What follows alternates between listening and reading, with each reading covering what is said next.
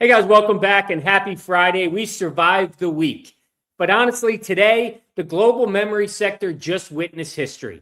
And any lingering retail anxiety that the artificial infrastructure trade was running out of steam should be completely vanished by the trading action that we saw today. As you know, SK Hynix, the world's leader in high bandwidth memory, just made its debut on the Nasdaq today.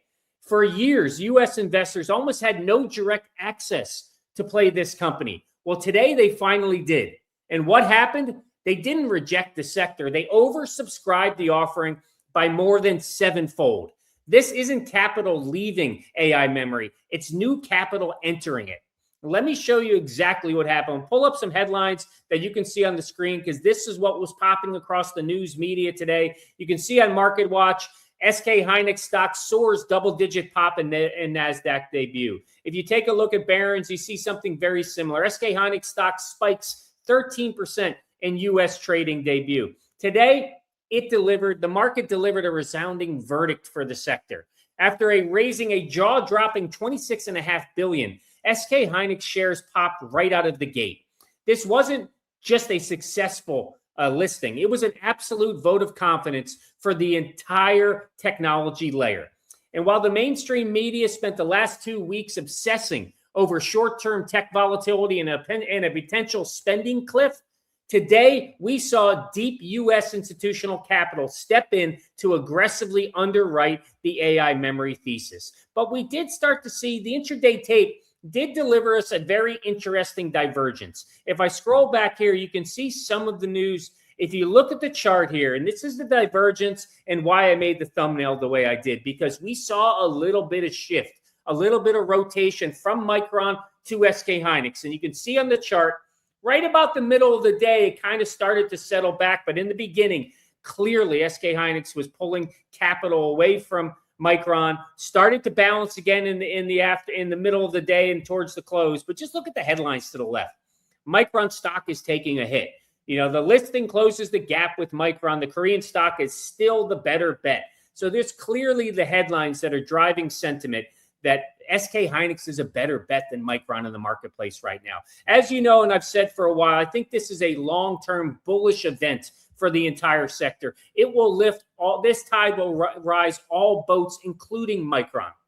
But we have to ask ourselves, what we saw today in that trading action that we'll get to in a moment, is it a fundamental warning sign for Micron, or is it a localized tactical side effect of a fierce multi-billion-dollar battle over HBM dominance? Because we know SK Hynix, Samsung, and Micron clearly are the winners and the players in the HBM world, the most important advanced memory in the entire sector, in the entire AI infrastructure build out. So today we're going to map out the true mechanics behind the price action that we saw today, the explosive new pricing data out of Asia, and I'm going to show you an historic macro warning from the SK Hynix leadership team. And also, we're going to review a wave of aggressive new price targets that are hitting the tape right now and completely re-rating the ceiling for the entire sector. This is going to be an exciting video, guys. Make sure you stay for the whole video. There's going to be tons of great content that's going to make you a more knowledgeable and a better investor. But if you haven't done it yet, make sure you hit like, make sure you hit subscribe to the channel. Let's keep pushing our numbers. Let's see if we can get up over 37,000 subscribers with this video tonight. Guys, let's get started. Let's dive in and take a look at actually what we saw on the tape. Let's pull up Micron first and start there. So let me pull it up on the screen. We'll walk through it together because I think the first thing we have to acknowledge or we have to understand about today's price action with Micron is we have to separate the mechanical capital rotation from the underlying corporate health. In fact, if you just look below here, before I even get into the price action today, look at the MU scorecard. Company's health, excellent. So just remember that. We need to separate what we're seeing today, the capital rotation, from the underlying fundamentals with the company. But you can clearly see that Micron had a modest pullback today, about a 1.3% pullback, just under $13. It finished, we'll call it $9.79 a share. In the after hours, we're seeing another $1.50 pullback over right now with Micron as well. So not a huge amount. I think we probably all expected to see a little rotation with SK Hynix coming on because it truly is a direct competitor to Micron that we see right in the HBM, in that advanced memory space. So This is the one that I thought was going to be affected. I thought we'd have a little bit of a choppy day today, and it's what we saw. Because you guys know for the past year, Micron has been the absolute pure play vehicle for U.S. institutions seeking direct liquid exposure to the advanced AI memory narrative, particularly the HBM narrative overall. And when you get a giant like SK Hynix that arrives in the Nasdaq, and let's pull that up, scroll down here, you can see when it arrives, when you get a giant that is the world's leader, I think a 57 share in HBM, when they start to list on the Nasdaq overall, it's clear, it's expected that you're going to have a liquidity displacement occur. And that's what we saw today. Mega cap portfolio managers didn't sell Micron today because they lost faith in the company. They systematically trimmed a fractional amount of their liquid MU positions to free up capital to fund the newly minted SK Hynix allocations. But I want to also share with you what happened across the rest of the sector, because for me, this was an incredibly positive sign. I'm going to scroll down, and we're going to start with SanDisk, because what we saw across all the other memory titans, guys, I've got to shift. I can't be Fab 4 anymore. It's got to be Fab 5 now with the SK Hynix ADR in the listing. We're going to be tracking that routinely now moving forward. So get used to Fab 5, I suppose. So we got to shift from the Fab 4. But you can see SanDisk had another strong day. Great day yesterday. Put on another 3% today, another almost $58 a share. After hours, we're continuing to move about $6, $7 more right now. So very healthy sign for SanDisk. We saw Western Digital move up today too. The storage titans both moved. Western Digital was up about $5 today, just under a 1%. Seen a little bit of pullback in the after hours, but it closed at 582.65. Closed right near the intraday high. You can see over right, I'm circling. The intraday high was 585 today. And then finally, Seagate. Seagate closed at 910.34, up $20, just about, it was 2.28%. After hours, we're seeing a more positive move there, almost another $2 for the stock. Got up to 927.28 today is the intraday high. So positive sign across the vast majority of our memory players. We saw a little bit of decoupling today with Micron. The other ones moved positively, but we did see a little movement with Micron. I think that's to be expected because of just the competitive threat, the same kind of arena that SK Hynix plays in. But we have to look at the enterprise storage complex, flash, the storage players overall. Why did they completely decouple from Micron today when we saw Micron just pull back a little bit? It's because the data center demand paradigm is expanding rapidly beyond raw compute accelerators. So the so what for us investors here is massive. The market is finally realizing that massive frontier AI clusters cannot function without massive storage arrays to feed and store the data. Enterprise storage is transitioning from a cyclical commodity to a strict long-term infrastructure layer. We saw that with the Meta announcement yesterday with SanDisk. We see it with the price action right now with SanDisk, but we're also seeing it with the storage players because they are also realizing that without the storage, that you're going to have a challenge of just storing all of this cold data as these data centers grow out. And the storage players, they're not facing immediate liquidity rebalancing pressure from SK Hynix because they're not a direct competitor to that company. So this allowed them to fully capture the macro tailwinds today that we saw for the sector. They capture those and they continue to accelerate their performance overall. We're going to continue to see an acceleration of the hardware cycle. We're going to see a continuation of a continuing acceleration of the memory sector moving forward as well. And if you want to know exactly how much structural pricing power that these memory manufacturers possess, we need to look no further than the explosive new report that was published by DigiTimes this morning.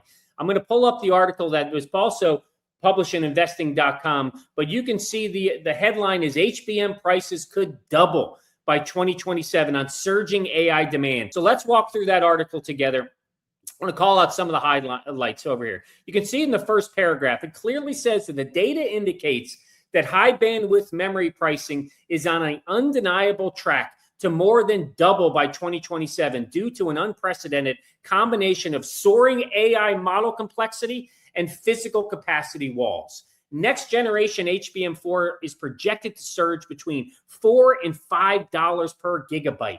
That's up from just $2 in the back half of this year. So why is the pricing power so completely asymmetrical right now? Why is it in favor of the memory manufacturers? It comes down to the manufacturing physics.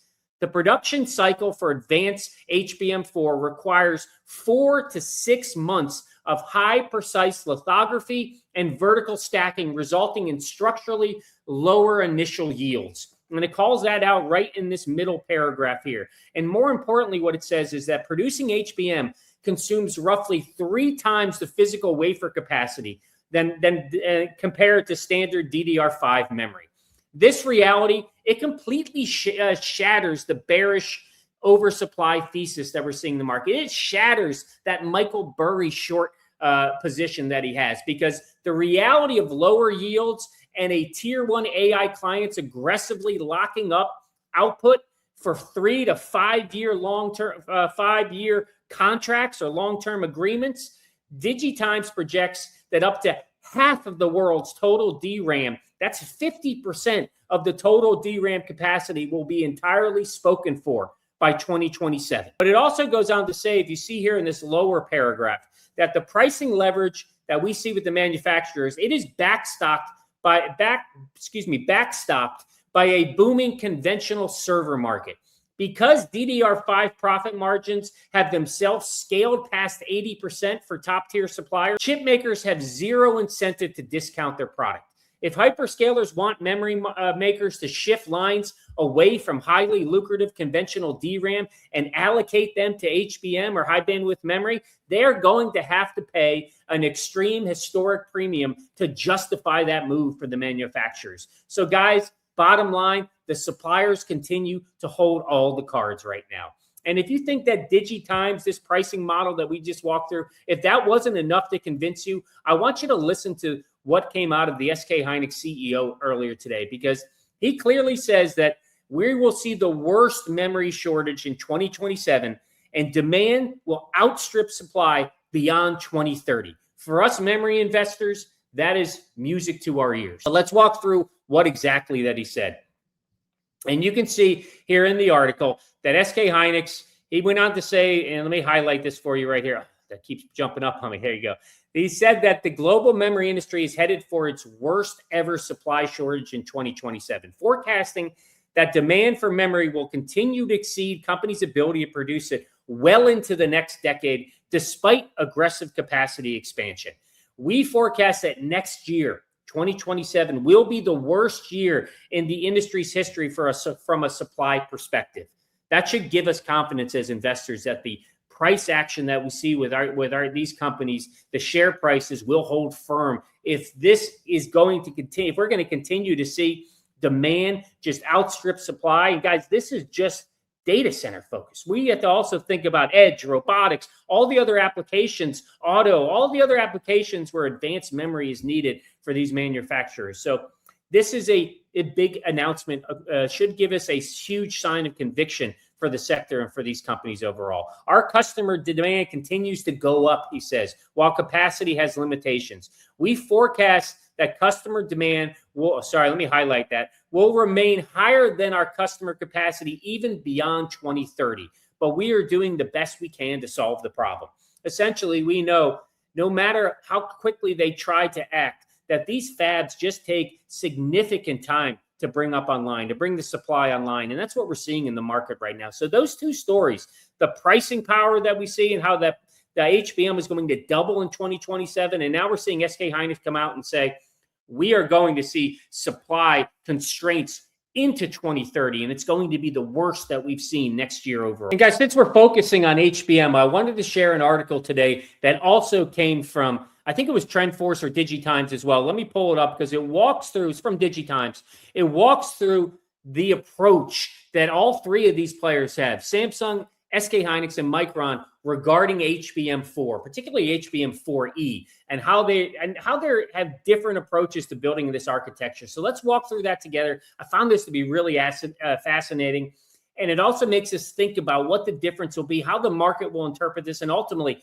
which one will have the competitive advantage in delivering this product to the market first.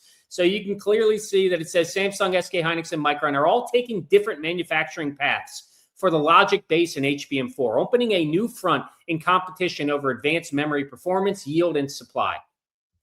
They walk through that same, well, let me scroll down. I won't scroll up there because I won't share it there because they walk through each one. So let's take one at a time. Samsung keeps the stack in-house. So Samsung pairs their 1C DRAM with a logic base made on Samsung's foundry, their 4 nanometer process, keeping everything in-house: memory, logic, manufacturing, and packaging, all under the same roof, under one company. Its 12-layer HBM4E samples use the same combination to provide a 48 gigabytes of capacity. Samsung lists a stable speed of 14 gigabits per pin, scalable to 16 gigabits per second, and a bandwidth of up to 3.6 terabits per second per stack. Now, this approach for Samsung, according to the authors, says it gives them tighter control over product design and creates more room to optimize memory and logic together. But there is a downside. As Chosen cited, that the industry has concerns that Samsung may need more time to establish consistent yields. And this was historically the challenge with Samsung. We know in HBM in the past, it was their yields. It wasn't as predictable. It wasn't as high as the other companies overall. So that's their approach, all under one roof. SK Hynix stays close with TSMC. So they have a partnership-led model. Chosen reports that the current HBM4 base die uses TSMC's 12 nanometer process, a mature technology intended to reduce initial manufacturing risk, while SK Hynix handles the memory, dies, and stack integration. SK Hynix shipped 12-layer HBM4E samples to major customers in June. The product reaches speeds of up to 16 gigabits per second per pin and offers more than 20% better power efficiency than previous models. SK Hynix plans to continue to use TSMC for their HBM4E, reportedly moving to the 3 nanometer process. It gives SK Hynix access to established logic manufacturing platform and a path to more advanced processes. The trade-off is the need to coordinate design, manufacturing, and packaging across company boundaries while securing enough foundry capacity as customized HBM demand grows. That's the challenge with TSMC. They're just so busy. And then finally, Micron overall is taking a staged approach. So Micron's HBM4 uses their own 1 beta DRAM and internally optimized base die manufactured in-house. The configuration points to a staged strategy rather than a simple focus on cost and stability. Micron said on June 24th that its 12-high HBM4 production ramp was progressing twice as fast as the comparable HBM3E ramp. It had generated more than $1 billion in HBM4 revenue and expects to reach mature yields significantly faster than it did with HBM3. Now, Micron also confirmed that it'll work with TSMC to manufacture their HBM4E base logic die for both the standard and the customized products. It's reported that Micron will pair the base die with the 1 gamma DRAM and begin mass production in 2027. Now, this sequence is understood as a staged transition and then a delayed response. Micron is using a proven internal combination to ramp HBM4 quickly, and then turning to TSMC to support a more advanced logic and customization in HBM4E. So basically, end of the day, Samsung is betting on a vertical integration. SK Hynix on a close cooperation with TSMC, and Micron on a shift from internal production to a foundry-based HBM4E model. The balance among those strategies should become clearer as HBM4E moves through customer qualification and into volume production. Which one do you think is the better approach? Drop it in the comments below. Which one gives you more confidence as an investor overall? But I found it pretty fascinating that we are seeing different approaches for the HBM4E product and when it hits the market. We know that SK Hynix will be first, but it's looking like Micron may be a fast follower behind. But all of this constraint that we see did drive price action today. I'm going to go through a couple new price targets that hit the wire today for the storage titans as well as Micron. So you can see TD Cowen, it reiterates a buy rating on Micron. They jumped their price target. You can see to 1,600 here. They reiterated their buy target, all based on the physical constraints, mentioning how it is just a limiting factor, that demand remains so strong. The goal of these strategic customer agreements is to maintain bit share and move it to profitable, high-value solutions over time. They also mentioned You can see here that the tightness is expected to persist beyond 2027. More importantly, demand is so strong that even customers with strategic customer agreement can still not get their total volume requirements met. That's how tough it is in the market right now. And Micron is being incredibly fair across the hyperscalers, enterprises, automakers. That's their focus overall. So that's the first one. And then we did see the storage titans both get a new price target today. They both got it from Wells Fargo. Wells Fargo increased their price target for Western Digital to 730 from 575, maintaining an overweight rating. The stock is currently trading at 578. It's up almost 800% over the past year, and it has a market cap of just about 200 billion. But the reason is because customer engagements are extending into calendar year 2030 and beyond. So that's the next one on the HDD. But we also saw Wells Fargo give an upgrade to Seagate today too. Marked it as an overweight. They moved Seagate from 900 to 1100. So you can see here, upgrade Seagate to overweight, increase price target to 1100, reiterate overweight on Western Digital as well. But with the recent market pullback and increasing confidence in what we view as a path to a $50 earning per share plus significant cap return capacity ahead for these companies. That's why they're re-rating. We're now, as you can see in the bottom, we're now constructive on both Western Digital and Seagate as we see HDD industry fundamentals supporting sustained 20 to 25x next 12 months PE re-rate overall. So strong sentiment for the storage kings. Great to see a new price target for Micron as well. Today was a strong day across the entire sector, even though we saw a little bit of slide from Micron. Because if you're holding Micron, guys, that 1.3% drop today, that is nothing more than a gift for us as investors. Do not mistake a mechanical, institutional, cash-shifting liquidity event for a structural breakdown in fundamentals. The global memory sector has graduated from a legacy commodity market into an elite asset layer over an elite part of the infrastructure, the AI infrastructure. It is the epicenter, as I always say. HBM4 prices are set to double. Structural deficits are extending into the 2030 range, and the largest cloud providers on earth are begging for capacity allocations. The sector bull run is firmly intact with this sector. Continue to follow the institutional order flow. Ignore the retail noise. Look at the signals in the market. Watch these videos each and every day. And guys, make sure you hit that subscribe button. Let me know your thoughts below on today's video, and I'll see you on the next one.